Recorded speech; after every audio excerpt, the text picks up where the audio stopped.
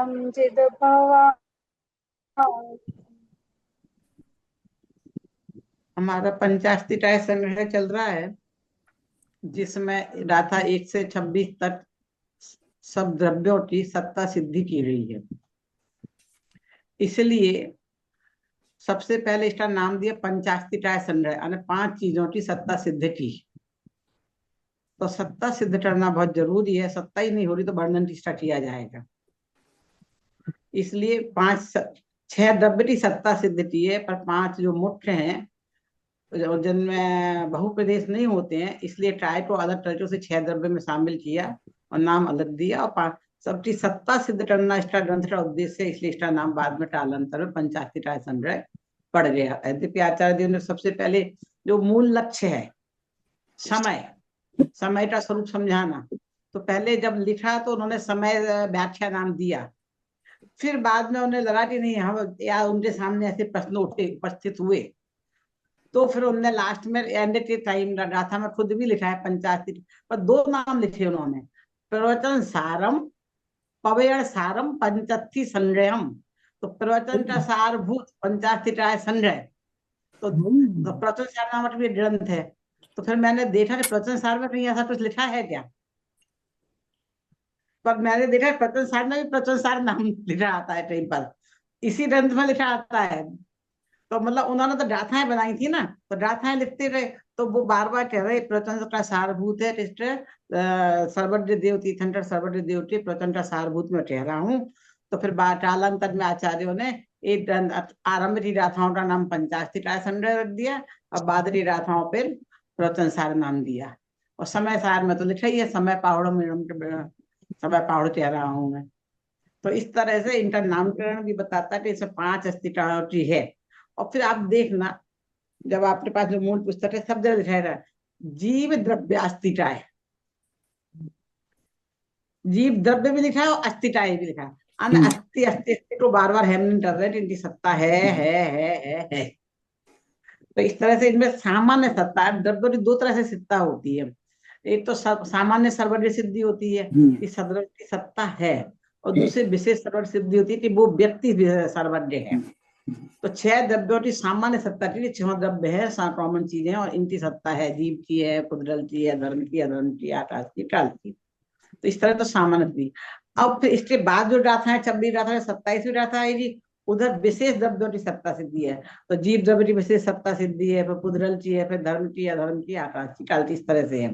तो अभी हमने ऐसे जो में कॉमन चीजें इसे 26 तक उसकी एक पुस्तक बनाई, इसमें सामान्य सत्ता सिद्धि का पूरा वर्णन है। तो हर चीज में इसका मतलब क्या है कि हर गाथा में हमें देखना कि यहाँ पे हम चीज की सत्ता सिद्ध कर रहे हैं। आचार्य का उद्देश्य है ना सत्ता सिद्ध करना, तो वो हमें देखना है कहाँ किस चीज की सत्ता सिद्ध कर रहे हैं, कहाँ नहीं कर रहे हैं। क्लियर? कभी हमें डायरेक्ट लगता है, कभी इनडायरेक्ट भी समझ में आती है चीजें। अब गाथा 17 की रीडिंग कर लीजिए।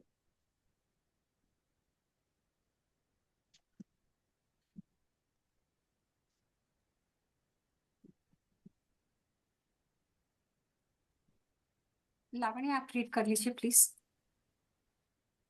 एक सेकेंड, क्या कहा आपने? गाथा गाथा 16 की रीडिंग। हाँ, लावण्य बोल रही है ना? हम्म। हाँ। गाथा 17। मुण सत्तणेन णट्ठो देहि देवो व हवेदि इदरो वा उभयत्थ जीव भावो णसदि न जायदे अण्णो। इसके संदर्भ में जीव द्रव्य की पर्याय उत्पन्न नष्ट होने पर भी जीव भाव नष्ट नहीं होता, इसे उदाहरण द्वारा समझाते हुए आचार्य देव इस गाथा में कहते हैं कि अर्थ मनुष्यत्व से नष्ट हुआ मतलब मरण कर जीव देव अथवा अन्य नारकी तिर्यंश होता है। उन दोनों पर्यायों में जीव भाव नष्ट नहीं होता और दूसरा जीव भाव उत्पन्न भी नहीं होता। देखो, जीव भाव से मतलब जीव का स्वभाव। अब ये गाथा हमें दिमाग में रखनी पड़ेगी। ये पूरी भूमिका स्वरूप है ना, पूरे पंचाशीटाय संग्रह की। तो यहाँ पे उन्होंने गुण, अपने जो 16वीं गाथा थी उसमें जीव द्रव्य और द्रव्य में गुण और पर्याय हैं। तो देखो द्रव्य में गुण पर्याय की सत्ता सिद्ध कर रहे थे। तो आचार्य देव की शैली देखो, जैसे अपने टोडरमल जी की शैली थी ना, कि उदाहरण में भी सिद्धांत समझा देना। तो वो सामान्य द्रव्य में गुण और पर्याय की सत्ता सिद्ध कर रहा है, जीव द्रव्य में गुण पर्याय की सत्ता सिद्ध नहीं करना है। कोई भी द्रव्य है उसमें गुण पर्याय होती हैं, ये सिद्ध करना है। उदाहरण दे रहे हैं जीव द्रव्य का। तो जीव हमारा टारगेट है, जैसे मानो गुण पर्याय तो किसी उदाहरण देकर समझाएंगे ना, किसी द्रव्य ही घटाएंगे ना। तो जीव द्रव्य का उदाहरण दिया, जीव में चेतन द्रव्य है, चेतना गुण है और ये पर्याय है। अब गुण पर्याय को समझाना है, उसे भी ऐसे नहीं पर्याय से कहते, उसे कहते हैं। जैसे कि अपने बच्चे को समझाया गया भाई चीनी मीठी होती है, ऐसी होती है, तो नहीं, उससे थोड़ी सी एक चीनी का पीस लो, उसके मुंह में डाल दो। अब इस चीज में नहीं, पर दूसरी चीज में हम लोग सब होशियार हैं। हमारा बच्चा होता है, बार बार गैस को छूना चाहता है, जलाना चाहता है, हमें जलाते डरते दिखता है, तो उसकी भी इच्छा तो जलाएं।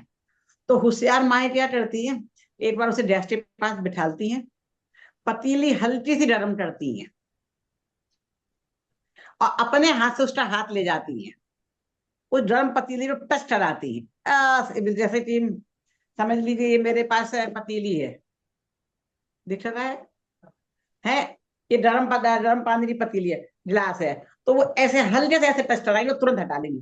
अने उसे गर्माहट का दुख का एहसास तो हो, पर वो जले ना, इतना ना जले कि फफूंदा पड़ जाए। फिर उसके बाद वो उसे टच नहीं करता।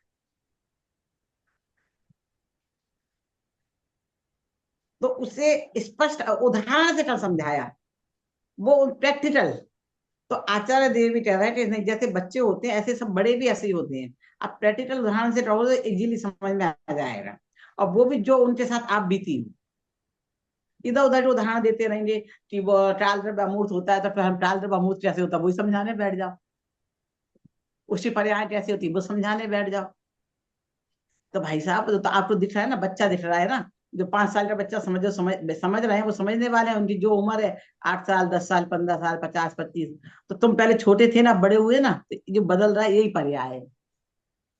तुम्हें दिख रहा है और जानवर दिख रहे हैं ना, यही पर्याय है। तो मनुष्य रति के और त्रिज रति के हैं। तो ऐसे जो लाइव हमारे आसपास की सराउंडिंग है, उनके उदाहरण दे रहे हैं। और बहुत कॉमन देश काल से आ रहा है, वो 2000 साल पहले हुए, आज हम हुए, तो वो उदाहरण हम अपने से रिलेट कर पा रहे हैं। ऐसे उदाहरण नहीं कि जो हम रिलेट नहीं कर पाए। तो कुछ चीजें होती है अनकॉमन होती है, जो उसी समय से, जैसे अभी कोरोना महामारी बीमारी आई, आज है और कल समाप्ति भी हो जाएगी। पहले प्लेग होता था, टीबी होती थी, अब आजकल हम पूछ रहे टीबी क्या होता है, कौन बीमारी है, अब नहीं है। प्लेग क्या होता है, तो ये महामारियां हैं, एक के बाद जैसे पहले प्लेग था, ऐसे ये महामारी आई कोरोना, चले गए। तो फिर हम उसे इस पे उस चीज को आदर समझ, इस समय तो समझाते एकदम समझ में आ जाएगा उदाहरण, पर वो लंबे देश काल में समझ में नहीं आएगा। तो आचार्य देव ने चुन चुन के ऐसे उदाहरण दिए जो काल से बाधित ना हो, देश से बाधित ना हो, चाहे इंडिया में हो, चाहे दुबई में हो, चाहे अमेरिका में हो, सब जगह अग्नि गर्म ही होगी। बच्चे बच्चे ही रहेंगे, बुढ़े बुढ़े ही होंगे, उम्र के हिसाब से चेंज आएगा ही आएगा। तो ऐसे उदाहरण उन्होंने लिए, जानवर वगैरह सब जगह होते हैं, वो चीजों से समझाया। तो जो 15वीं 16वीं गाथा में कह रहे हैं द्रव्य गुण पर्याय है, उसी को 17वीं गाथा में द्रव्य गुण पर्याय को उदाहरण द्वारा समझा रहे हैं। तो उस द्रव्य में गुण पर्याय की सत्ता सिद्ध कर रहे हैं। तो जीव द्रव्य का उदाहरण दे रहे हैं, पुद्रल का नहीं दे रहे हैं। तो जीवन में सिद्ध करना है तो दूसरी बार 2 बार सिद्ध नहीं करना पड़े, एक बार में जीव द्रव्य गुण पर्याय सिद्ध हो रही। पुद्रल में तो हमें दिखाई दे रही है, सिद्ध करने की क्या जरूरत है। आम छोटा है, बड़ा है, हरा है, पीला है, और सब पुद्रल की पर्याय नजर आ रही है। तो जीव द्रव्य पे उन्होंने सब घटाया, तो उस पर हैमरिंग भी करनी है, समझानी है, धीरे धीरे धीरे सब है। तो जब हम जीव द्रव्य का स्वरूप समझाएंगे तो उनकी गुण पर्याय यहाँ समझा दी है। तो जब गुण पर्याय है तो गुण से नित्य है।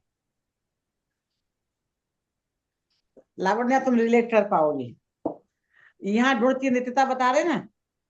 तो सिद्ध में भी अजीब द्रव्य रहता है, जीव समाप्त नहीं हो जाता, तो जीव नित्य है ना, गुण नित्य सभी समाप्त नहीं होते हैं। तो जो आगे जाके 36वीं 37वीं जब गाथाएं आएंगी, 35, 36, 37, उसमें सिद्ध पर्याय की जो चर्चा आ रही है, जो अभी तुम टाइप पढ़ने वाले पढ़ा है, उसमें यही चीज है, सिद्ध में भी जीव रहता है।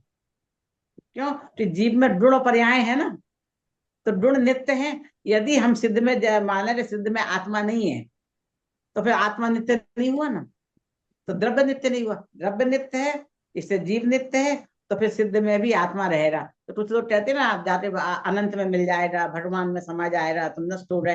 तो हम कोई ऐसा पद चाहेंगे जिसमें नष्ट होने मुझे मिले। तुम प्रधानमंत्री तो बन सकती हो, पर एक दिन में तुम्हें दूसरे दिन मरना पड़ेगा। अपना नाश करके कुर्सी पे बैठोगी और आपको सांप डस लेगा। बोलो बनना है किसी को प्रधानमंत्री, क्या करूंगा ऐसा प्रधानमंत्री बन के मैं? तो बैठते एक एक ऑर्डर भी नहीं कर सकता मैं। तो सिद्ध बन के हम क्या करेंगे कि हम खत्म हो जाएंगे, अस्तित्व तो खत्म हो गया। जैन दर्शन कहता नहीं, हम सब में शामिल है पर अपना अस्तित्व बनाते। तो सिद्ध में अस्तित्व है, सिद्ध करने की ये वाली गाथा वहां काम में आएगी।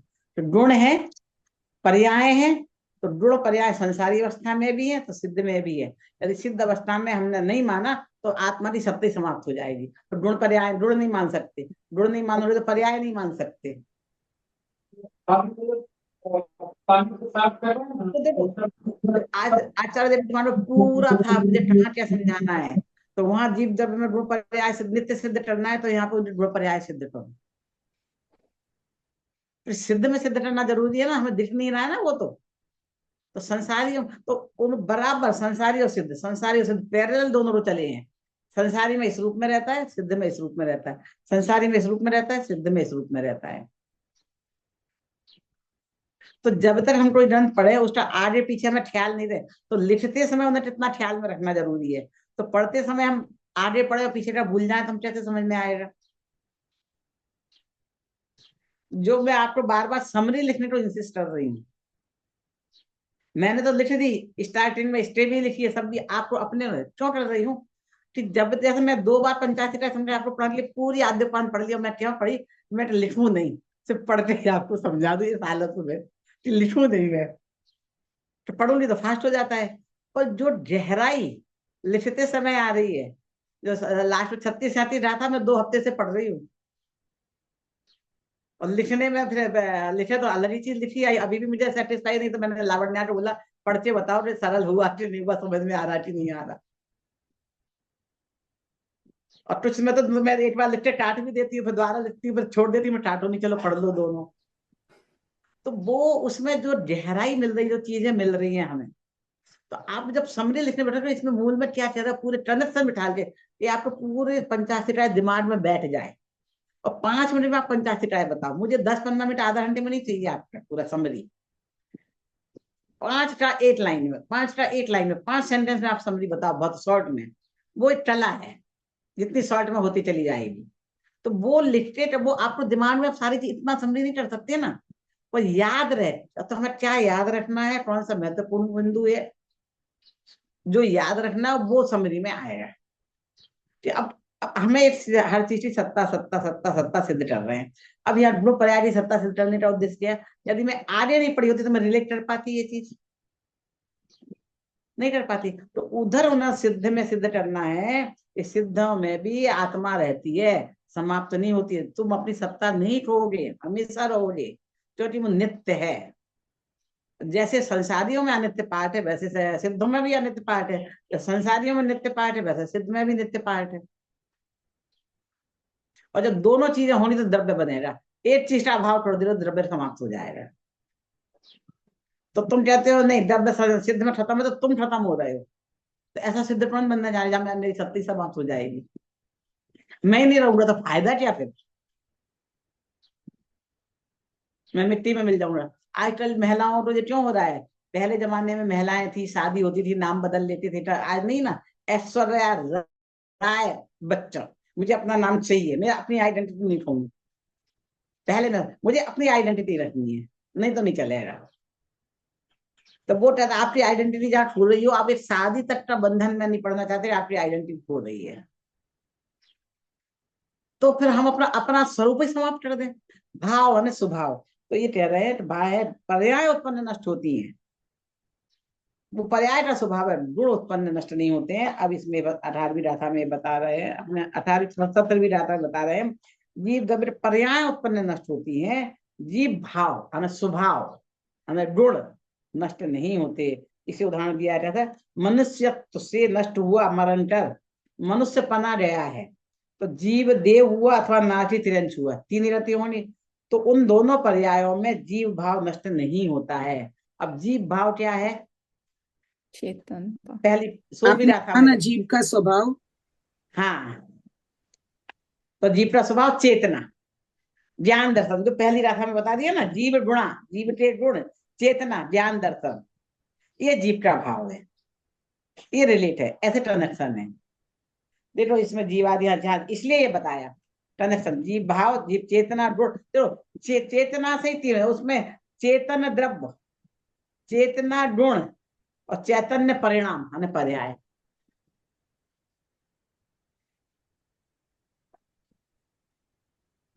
तो हमें पर्यायवाची समझ में आती है,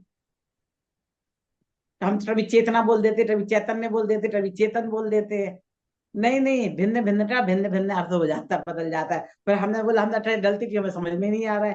तो ये गाथा समझते 16 से समझ में आई गलती क्या है। तो चेतन्य कहाँ लगाना, चेतना कहाँ लगाना, चैतन्य कहाँ लगाना। दूसरी बात, आत्मा शब्द पुल्लिंग है, हम उसे स्त्रीलिंग में प्रयोग करते हैं, आत्मा जाती है नहीं, आत्मा जाता है। शब्द है आत्मन, संस्कृत का शब्द है आत्मन, पुल्लिंग, फिर उसके रूप चलते हैं आत्मा आत्मा ऐसे।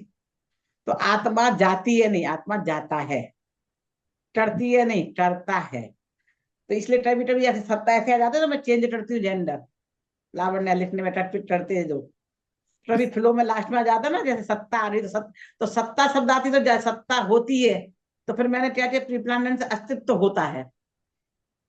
तो वो हर आत्मा के साथ होती आएगा, सत्ता के साथ आए, सत्ता के साथ होती आएगा, अस्तित्व के साथ होता जाता है। तो बोले सत्ता स्थित पर्यायवाची, आप शब्द क्यों चेंज कर रहे हो? तो वो कभी ये भ्रम नहीं हो जाए कि आत्मा के साथ होती है जेंडर, तो फिर मैं उधर फ्लो में तो लिख जाते सत्ता के संदर्भ में, फिर आता है तो मैं नहीं, जिसमें जेंडर बदल जाए, तो जेंडर नहीं बदलती हूँ फिर मैं। क्लियर, समझ में आ रहा है सबको? तो मनुष्य से उन दोनों पर्यायों में जीव भाव नष्ट नहीं होता, और दूसरा जीव भाव उत्पन्न नहीं होता। पुराना नष्ट नहीं होता, पर्याय पुरानी जाती है, नई आती है, पर जीव भाव ज्यों का त्यों रहता है। चेतना शुद्ध स्वभाव ज्यों का रहता है, अशुद्धता अप डाउन होती रहती है।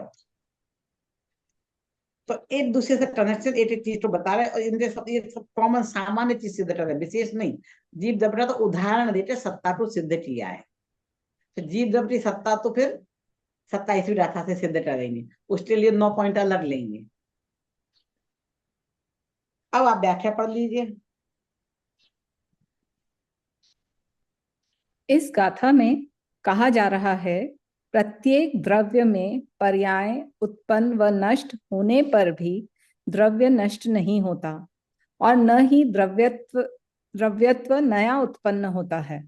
जैसे जब यदि कोई जीव मनुष्य गति से मरकर देव गति में जन्म लेता है, तब मनुष्य की समाप्ति पर जीवत्व समाप्त नहीं होता, और इसी प्रकार देवत्व की उत्पत्ति पर जीवत्व उत्पन्न भी नहीं होता।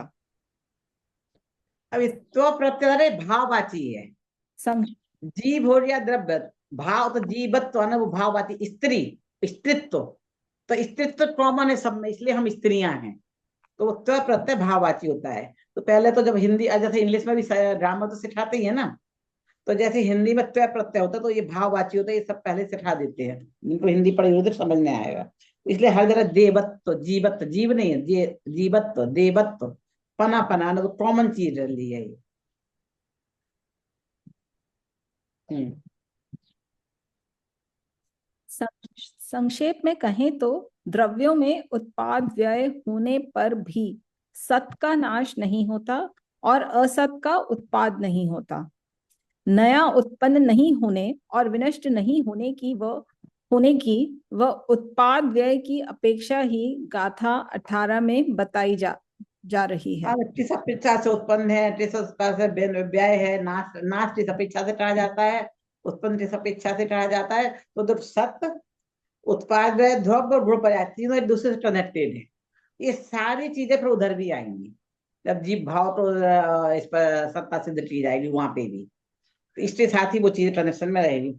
अब ये एक गाथा हो रही, अब हमने जो समरी तैयार की थी पहली गाथा से, इसमें गाथा में कोई डाउट हो तो डाउट पूछ लीजिए। तो इस गाथा की समरी पूछ बताना आप लोग, फिर हम शुरू से, जब तक काफी ड्रैप हो गया ना, तो एक बार शुरू से ब्रीफिंग हो जाएगी कहाँ क्या क्या है, तो अपने को समझ में आएगा, ध्यान आएगा। मैं तो इसलिए इतना बार बार आपको ये रिपीटिशन से आपको याद रहेगा। पूरा 85 का है दिमाग में बिठा रही हूँ। आप नोट्स तो बना रहे हो, पर आपके दिमाग में भी बैठे और मेरे में भी बैठे। ये तैयारी है आपकी। जैसे आप लोग क्या करते हो, एफडी बनाते हो ना, कि फ्यूचर में हमें इंश्योरेंस है, वो बीमार पड़ जाए तो लाइफ इंश्योरेंस, मेडिकल इंश्योरेंस। ये आपका इंश्योरेंस है, कैसा कि जब आप सुन ना सको, पढ़ ना सको, सिर्फ आपका मन काम करे, सोच सकते हो, तो आपको क्या सोचना है। आपके चिंतन में नहीं आएगा रसोई में क्या रखा है, पैसे बताना है। दिमाग में ये आना चाहिए क्या कि वो क्या कहा है, दिमाग में घूमना चाहिए। इतनी स्मृति में आ जा रही है, दिमाग में घूमे। और पूरी पंचायती राय की विषय वस्तु उसका कनेक्शन में फिर हम प्रवचन सार लेंगे। आप प्रवचन सार पढ़ रहे हो, तो पंचायती राय के बाद प्रवचन सार पढ़ेंगे तो क्या महिमा आएगी। प्रवचन सार समय सार पढ़ लिया, पर समय सार पढ़ेंगे तो और क्या नया ख्याल में आता है। और पंचायती राय अभी अछूता है, विद्वान भी नहीं पढ़ते हैं। बोला आपने पर्सनल पढ़ लिया, ऐसे रीडिंग कर लिया। जैसे मैंने भी लिखा था, जब आप 20-21 साल की उम्र थी तब पढ़ा था। फिर बीच में एक आध बार और पढ़ा हो रहा है, अभी मैं 2 बार पढ़ लिया, पर मेरे को वो सेटिस्फेक्शन नहीं मिला जो एक डाटा में लिखती हूँ। तो एक डाटा में कम से कम 7 से 10 दिन, मतलब मैं एक पेज लिखने में 8-10 दिन जाते हैं। तब बीच में आप लोगों ने ब्रेक दिया ना 2 महीने, तब उतने से 4-5 डाटाएं लिख पाई हूँ मैं। मैम कोई क्यों नहीं पढ़ता है, मतलब इसमें इतनी ज्यादा क्लैरिटी आ रही है द्रव्य को समझने की, जीव को समझने की, अपने आप को समझने की, राधर इतनी ज्यादा क्लैरिटी आ रही है, तो क्यों नहीं पढ़ते हैं लोग एक तो इसकी जो टीका है ना, अब ये पढ़ लो आप, फिर इससे मैं टीका क्यों अभी आपको छुड़वा रही हूँ। उसमें बहुत हैवी पना है, और जो लिखा है हिंदी में वो तो उससे और क्लमजी क्लमजी होकर समझ में नहीं आता है। अब मैं उसको इतना सरल लिख रही हूँ कि पढ़ते समय वो क्या है हाईलाइट, वो चीज, मतलब मेरे को पढ़ते लिखने में कहाँ टाइम जाता है कि किस चीज आचार्य देव क्या कह रहे हैं और कैसे आपको समझ में आए क्लमजी वो चीज, तो सही उससे बात में है, बहुत टाइम जाता है। सही तो बात है। कभी मैं एक बार मुझे लगता है सरल लिख देती, पर वो मैं दूसरी बार पढ़ती तो मुझे कठिन लगता है। तो फिर मुझे लगता है आपको भी कठिन लगेगा, हाँ, तो फिर मैं कट कर देती हूँ। तो अभी भी जैसे मैं 37वीं डाटा तो उतनी सेटिस्फाई नहीं हूँ। पर बाद में फिल्म में पढ़ूं, शायद पढ़ाते कुछ और, या फिर पढ़ाते पढ़ाते आपको कुछ और सरल हो जाए। तो वो जो आप टाइप कर लेते हो कट पेस्ट होता है, क्यों होता है, इसलिए होता है वो सरलता के जो लोग हुए। आपने जो 8वीं गाथा में जो फुटनोट दिया है वो कल हम लोग ने पढ़ा, इतना डिटेल में दिया है और एकदम समझ में आई है बात। मतलब 8वीं गाथा में ये जो महासत्ता और अवान्तर सत्ता की जो विगत दी है, फिर हम लोग हाँ ने तत्व ज्ञान पाठमाला 1 निकाला, उसमें से 4 भाव से पढ़े क्योंकि अत्यंता भाव आया है। मतलब आपने एक एग्जैक्टली लावण्य ने जैसे कहा बहुत इजी करके दिया है और एकदम क्लैरिफिकेशन है। हाँ। आई एम रियली वेरी, तो बहुत शांति से पढ़ा हम लोग ने। अब शायद पठन पाठन का विषय बन जाए। दूसरी बात क्या है, इसके मुख्य बिंदु तो द्रव्य संग्रह ने ले लिए हैं, पर अच्छा, जब मैं ध्यान का विषय लिख रही थी तो मुझे मुझे जिसमें महत्वपूर्ण और ज्यादा समझ में आया, मुझे लगा वो पॉइंट छूट गए हैं। तो फिर मेरे को लगा कि नहीं, मेरे को लिखना चाहिए इस पर। जब मैं तो खुद ही स्वाध्याय चाहिए था, इसमें कुछ कुछ ऐसा नया माल है। और मेरे को एक कोई डाउट है जो मेरा क्लियर नहीं हो रहा किसी ग्रंथ से। तो मुझे लग रहा है कि वो डाउट मेरा आचार्य कुंद कुंद में मिलेगा। तो इनके ग्रंथों का गहराई से अध्ययन करूँ तो कहीं ना कहीं वो चीज मिलेगी मेरे को। और आचार्य देव ने लिखा है, तो सारी चीजें, सारी शंकाओं के समाधान उसमें मिलना चाहिए, मेरा ऐसा भरोसा है। हमें कितने भी शंकाएं हों, उनके समाधान इनके ग्रंथों में, बस हमें वो निकालने हैं अपने समाधान। तो पंच परमाणु को मैं वो डाउट क्लियर करने के लिए बस गहराई से पढ़ रही हूँ। तो फिर मैं पढ़ते पढ़ते फिर लगा कि जैसे आप लोगों क्लास ली, इसलिए मैं बिटल पाया कि मैं पढ़ा एक ग्रंथ शुरू करूँ जो कोई नहीं ले रहा है। बाकी तो आप देखो, आप मेरी क्लास क्यों अटेंड करोगे, आपको नया चीज मिले। बाकी का समय साल दूसरी जगह मिल जाएगा, प्रवचन साल मिल जाएगा। इसे कोई पढ़ाती नहीं है, आपको मेरे पास ही आना पड़ेगा, मोनोपोली है मेरी इसमें। तो जहां पे टच नहीं कर रहा है तो उसमें, पर है उसमें, बट उसमें क्या हर चीज की सत्ता ना थोड़ा सा देर छोड़ दिया है। वो डेप्थ से समझ में आने चाहिए। तो आचार्य देव ने तो वो डेप्थ से हर चीज ही रहे हैं। तो मैं अपना जो उनका आचार्य देव डायरेक्ट जो कहना चाहते सत्ता सत्ता, उसको पकड़ा मैंने, और कहाँ से वो निकल रहा है। हालांकि मैं पहले मैं कहती तो थी, पर मैं तो अपने को उतना ढंग के नहीं है। पर अभी मैं स्वामी जी ने प्रवचन रखे तो उन्होंने भी कहा है, और मेरे को दृढ़ता आ रही नहीं, मैं जो सोच रही थी वो सही है। स्वामी जी ने भी वो चीज लिखी है, कही है कि इसमें सत्ता सिद्ध कर रहे हैं, सत्ता सिद्ध कर रहे हैं। तो अब एक दो जगह मैं जो कोटेशन देती हूँ ना, जहां मुझे लगता है मेरे करे, तो वहां पे मैं कोटेशन लिख देती हूँ, तो इसमें ये चीज दी है, लोग पूछते हैं तो इसके आधार पे ये चीज दी हुई है, अस्थिरता आ रही है। तो एक एक एक गाथा कहाँ तक जा रही है, हर चीज पूर्ण पर्याय पूरा। उन्होंने तो स्टेब्लिश करना था ना पूरा धर्म, बेसिक रहनी थी ना, सारी बात कहनी पड़ेगी। इसमें हर का छोटा छोटा देकर छोड़ दिया। एक एक गाथाओं पे एक एक ग्रंथ लिखा जा सकता है ऐसे तो। अब द्रव्य पर्याय के ऊपर एक हो जाएगा, तो इसलिए मैं इसे छोटे छोटे विभाजन कर रही हूँ। सामान्य सत्ता सिद्धि कर ली तो सामान्य सत्ता सिद्धि का एक समझ आ जाएगी अपने सामने। अब विशेष में भी मैंने भेद कर दिया। ऐसे इसलिए मैं लावण्य से चर्चा कर रही थी अपन कैसे करो कि सिर्फ जीव द्रव्यास्ति का तक दूसरा पार्ट बनाएंगे। अजीब दो पार्ट कर देंगे, जीव द्रव्यास्ति का और अजीब द्रव्य। तो जीव द्रव्य की तो 47 डाटा है, जीव द्रव्य तो है।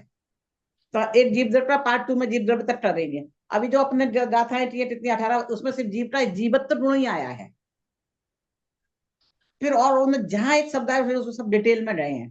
सिर्फ जीवत्व गुण की व्याख्या में 10 12 15 गाथाएं हो रही है। फिर मुझे लगा कि हेडिंग देंगे तो ज्यादा क्लियरिटी आएगी।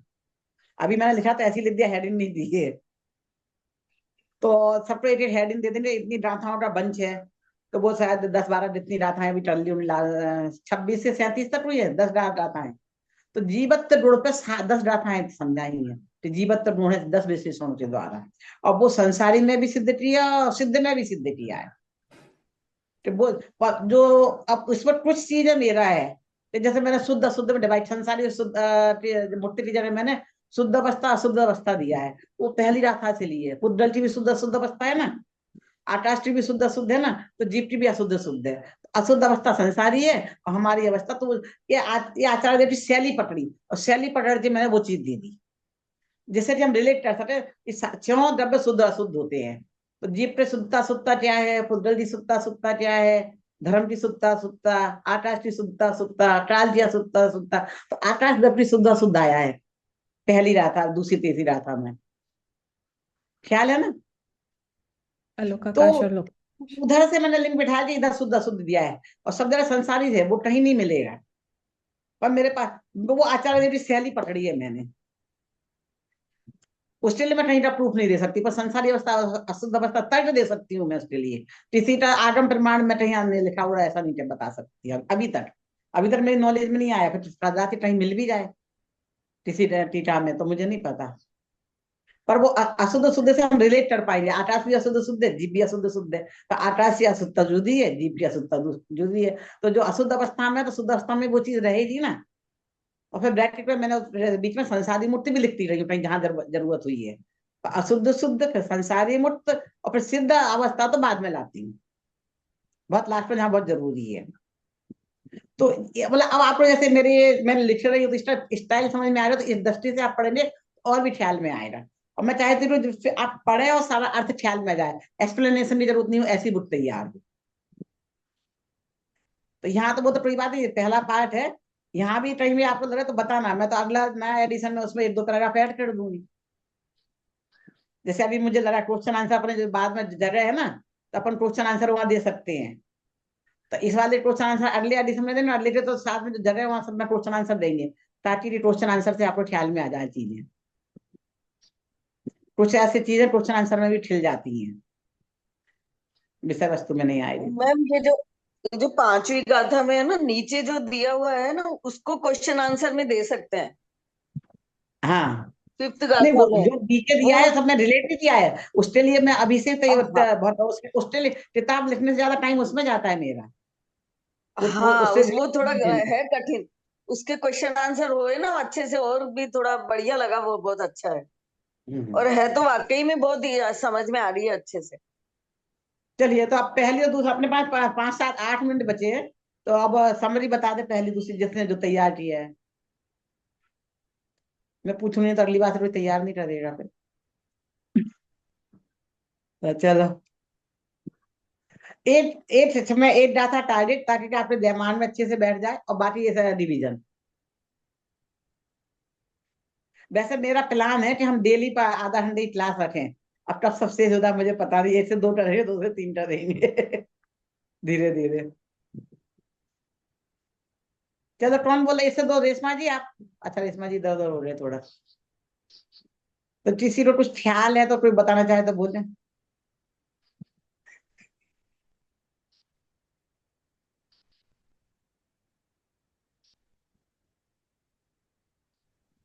पिंकी चलो, जी आप जिन्होंने तीनों चार की तैयार, हाँ बोलो। जिन्होंने तीनों चार की समरी तैयार की है, बोलो। तो रेशमा जी जाए तो एक दो की बोल देंगे।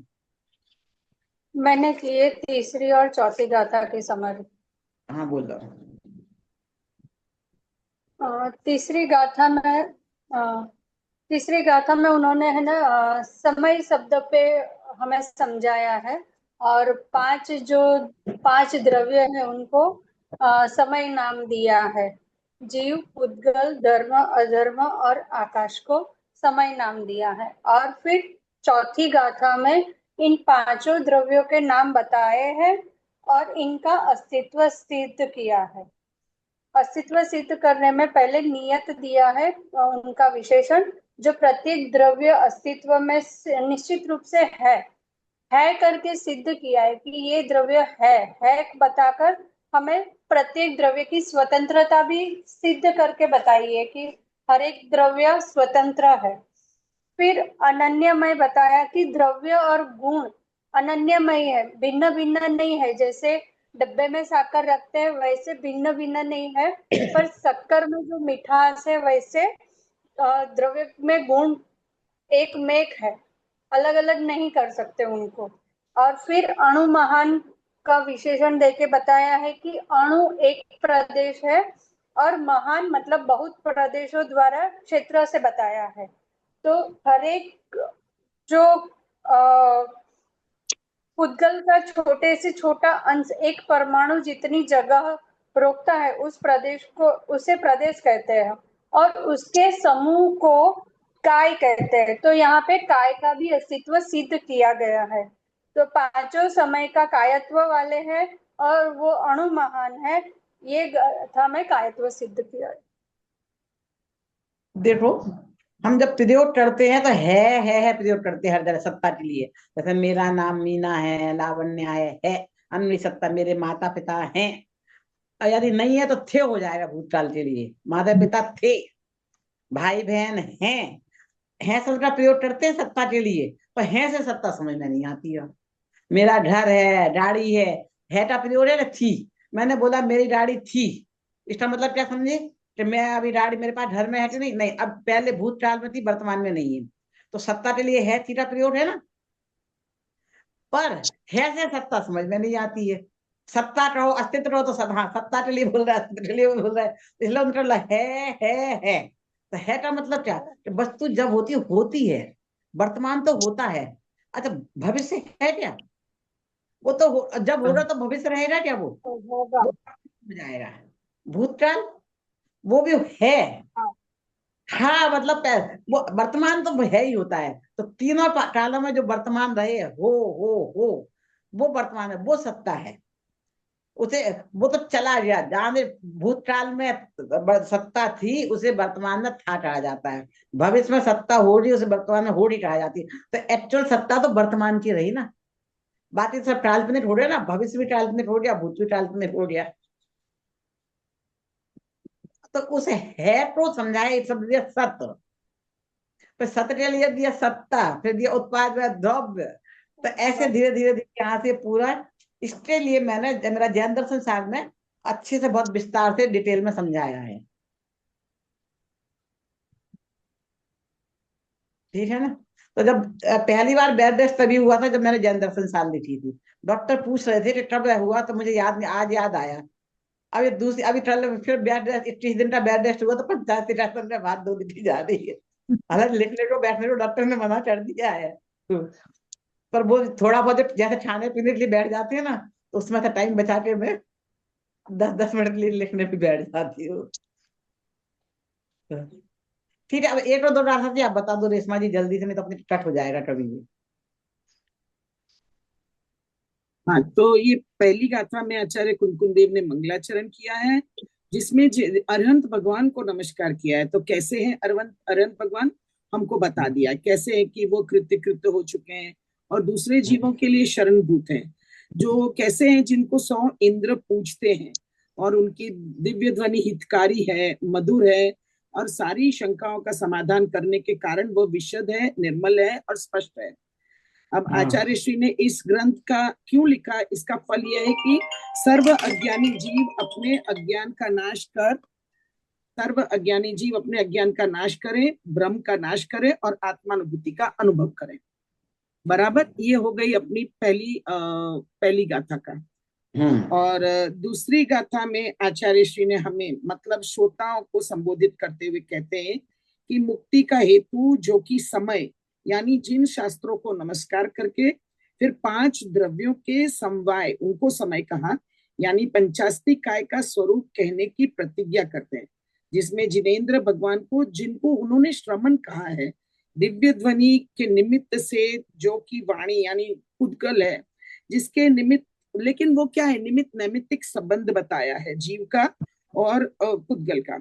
आगम के द्वारा हमें सारे पदार्थों का कथन करेंगे, 4 गति के निवारण को बताएंगे, डेफो निर्वाण यानी मोक्ष को बताएंगे।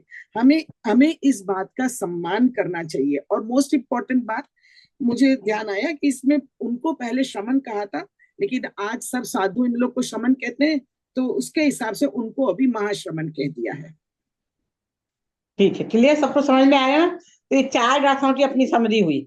आगे की 4 गाथा अगली क्लास में अपन कर लेंगे। तो ऐसे धीरे धीरे आपको विषय वस्तु आने, नाम बताया, 5 समय बताया, उनकी सत्ता सिद्धि की, मोटे मोटे अपने 3 सेंटेंस में। चलिए अब जिनमानी सुधी कर लें, फिर टाइम बचेगा तो कर लेंगे। उषा जी कर रही है, फिर कोई और कर रहा है? सहजानंदी शुद्ध स्वरूपी अविनाशी हूँ आत्म स्वरूप। सहजानंदी शुद्ध स्वरूपी अविनाशी मैं आत्म स्वरूप। निज निधि निज में